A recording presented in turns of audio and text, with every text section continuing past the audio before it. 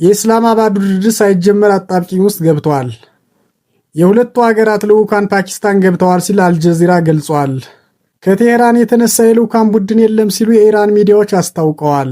በአሜሪካና በኢራን መካከል ዛሬ በፓኪስታን ሊካሄድ የታቀደው ሁለተኛ ዙር የሰላም ድርድር በልዑካን ጉዞ ዙሪያ በሚቃረኑ መረጃዎች ሳቢያ አጣብቂኝ ውስጥ መውደቁ ተሰምቷል።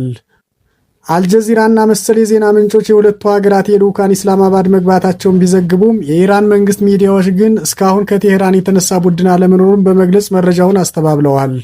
ፕሬዚዳንት ዶናልድ ትራምፕ ምክትል ፕሬዚዳንት ጄፍ ቫንስ ወደ ስፍራው ማምራታቸውን ቢናገሩም ነጩ ቤተ መንግስት ግን አሁንም ከኢራን በኩል አረንጓዴ መብራት እየተጠባበቁ መሆኑን ተጠቁሟል።